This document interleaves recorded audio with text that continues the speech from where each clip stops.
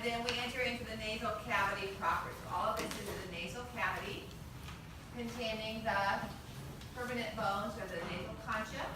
The groove under each is named for that concha. So we have the superior nasal meatus, the middle nasal meatus, and the inferior nasal meatus. We leave the nasal cavity by passing through this opening into the nasopharynx. So this opening right here is the internal larynx.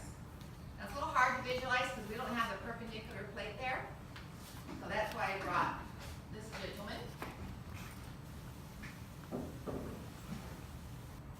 So here would be the top of the epiglottis. This is the oral pharynx. Nasal pharynx is here. Here's the nasal, perpendicular, well, nasal septum, both volar and perpendicular plate. Nasal concha. So the opening on each side of the nasal septum is the internal larynx. So once we pass through that, we are in the nasopharynx. So from the hard palate up, this area right here is nasopharynx. Contains the tonsil and the internal auditory meatus, or the internal auditory canal.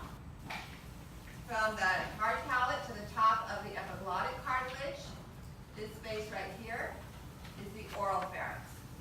Remember I said to identify this space in the eye, and I wanted anterior cavity or posterior cavity. So if I have this tagged and I say identify space, I'm wanting one of the pharynx. Okay, so nasopharynx, oral pharynx. If we're below the epiglottis, here all of this is laryngopharynx. Okay. And then we get to the larynx itself. So this large model shows most of the laryngeal cartilages. We have the hyoid bone up here, and we have the thyroid cartilage, which is open in the back. Okay. Just below the thyroid, we have the narrow cricoid cartilage in the front. But then the cricoid cartilage gets wider in the back, partially fills in the open posterior thyroid. So this is cricoid. And if you're trying to open up an airway for someone, remember I said to go through the cricothyroid space here? Because if you go up here, you're going to be above the vocal cords. If you go down here, it's very bloody, trying to open up where the thyroid gland is. So that's usually done in surgery where you can cauterize the blood vessels. If you go in the cricoid ligament here, you're going to be below the vocal cords. That doesn't show a very good view of them, but the vocal cords are connected from the arytenoid to the thyroid. If you go under the thyroid, you're going to be under the vocal cords, and that's usually where spasm traps food. When I was taking, I was working on my PhD at Davis, and I was taking the medical school gross anatomy. We had a cadaver whose gentleman's cause of death was listed as a heart attack. He was a patient in the hospital. When we opened up his neck region and opened up his larynx, the vocal cords were filled with chicken and peas. And so I don't know if he choked to death, and because he was in the hospital with heart problems, they called it a heart attack, or if they hadn't had an autopsy done, or if he had a heart attack while he was eating and then choked. So, but he definitely had that whole area full of chicken and peas. So that blocked off the airway. So if you go below that, you're usually below whatever's blocking it. I would do the Heimlich first before I jab the hole in there.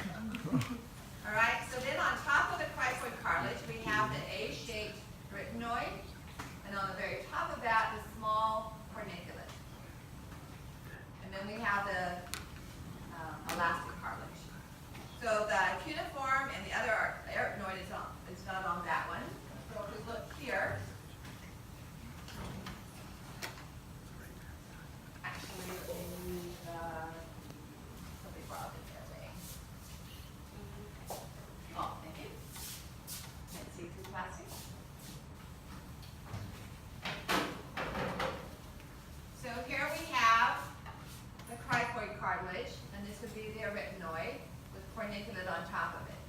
And corniculate makes this bump in the membrane connecting arytenoid to the epiglottis.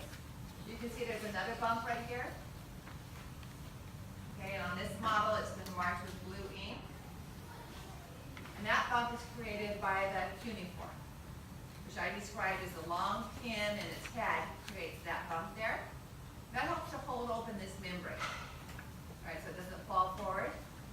Some countries have a language or a dialect where the sound vocalization is created by the fluttering or vibration of this membrane, clicks and so on that some of the tribes in Africa use.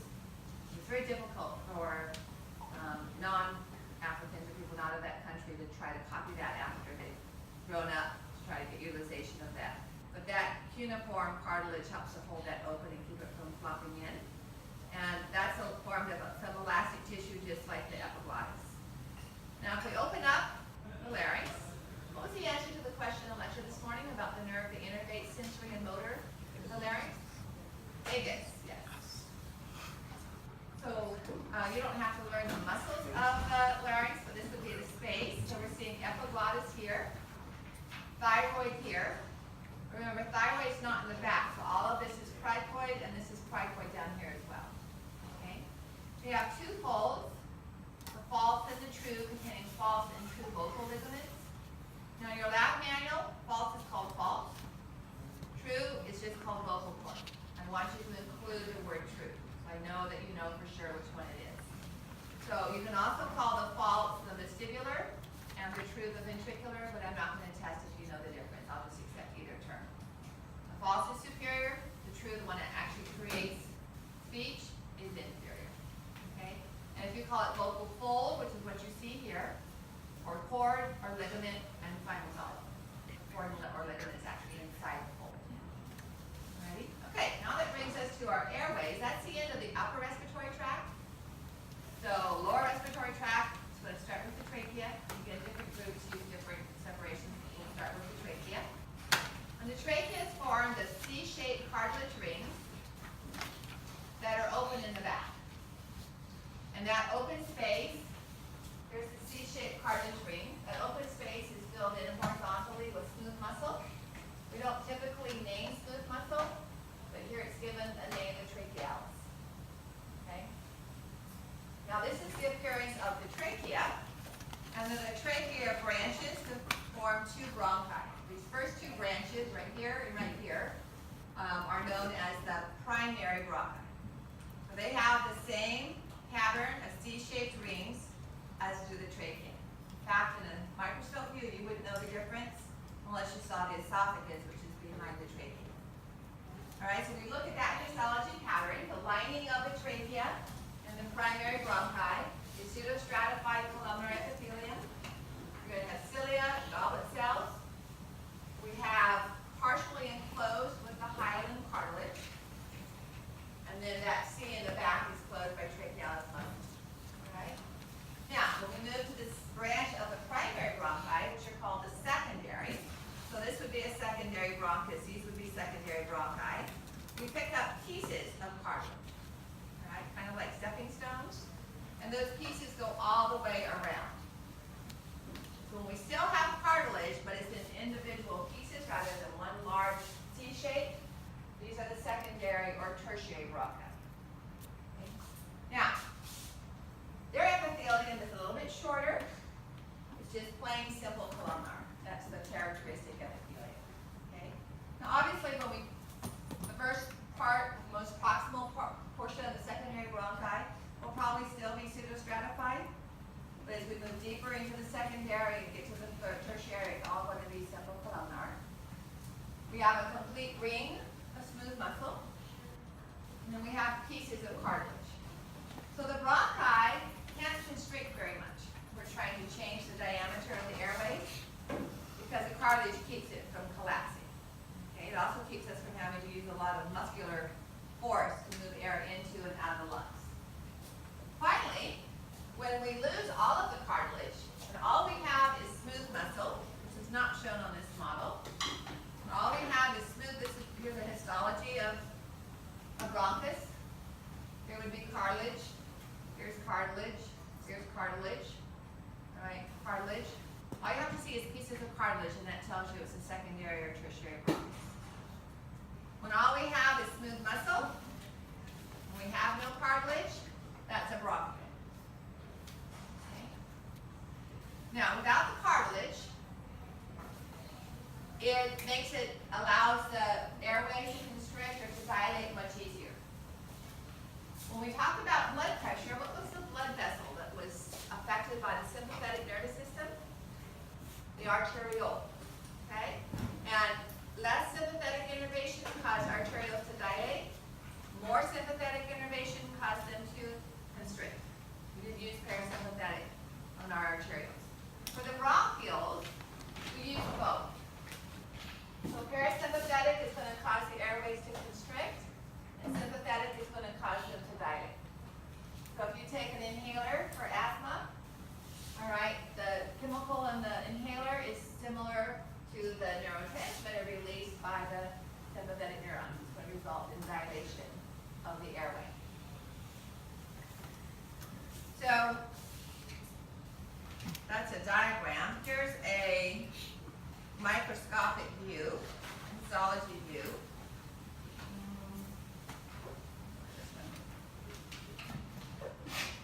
So here we have just bronchioles, all right, with no, that's all smooth muscle there, just bronchioles. And that's what we show here. Smooth muscle and simple cuboidal cells, although you can't see the simple cuboidal cells very well. But you'll notice that right here, a little bit better on this one, you can see little air sacs, little alveoli forming along the way. That's what I've drawn here. These little alveoli are made up of simple squamous epithelium. That's what we exchange gas across because it's very, very thin. So, still bronchial though, we still have simple cuboidal epithelium and smooth muscle. But because gas exchange can occur, it's called a respiratory bronchiole.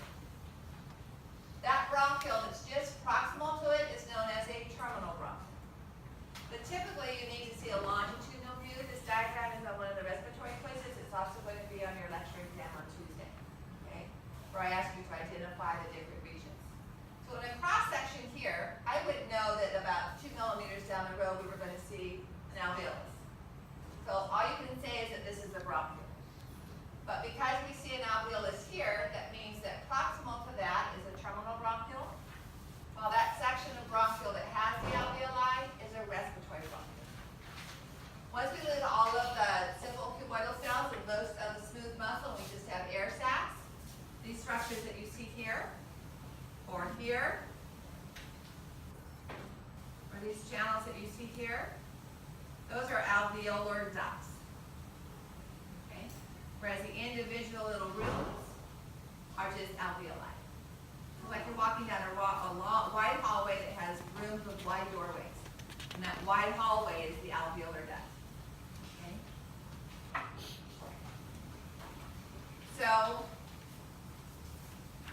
then let's look at the alveolus. That's the last structure we're going to talk about for the histology part, and then we'll finish with 2 minutes on the lungs. If we take one of these alveoli, most of its wall is going to be formed by simple squamous epithelium. That's what provides the best gas exchange. All right. In fact, we would have simple squamous epithelial cells forming a capillary. And then we would have another alveolus over here. So oxygen would be diffusing into the capillary from the air, from the alveolus. And carbon dioxide would be diffusing out. So that simple squamous epithelium is also known as a type 1 alveolar cell. Scattered among them, we have a cell that has a lot of lipid droplets in it, called a type 2 or a septal cell. Now, if you've had physiology, you've probably heard of surfactant. Okay, this is a lipid, oily material. Babies that are born too early, 3 weeks earlier or earlier than that, haven't yet started to produce this, and they tend to have, and this is for free, this is physiology, they tend to have an increased risk for respiratory distress syndrome. You ever had a wet sandwich bag? And the wet surfaces tend to stick together? Or a plate that's upside down on a wet counter? You have to kind of get your fingernails under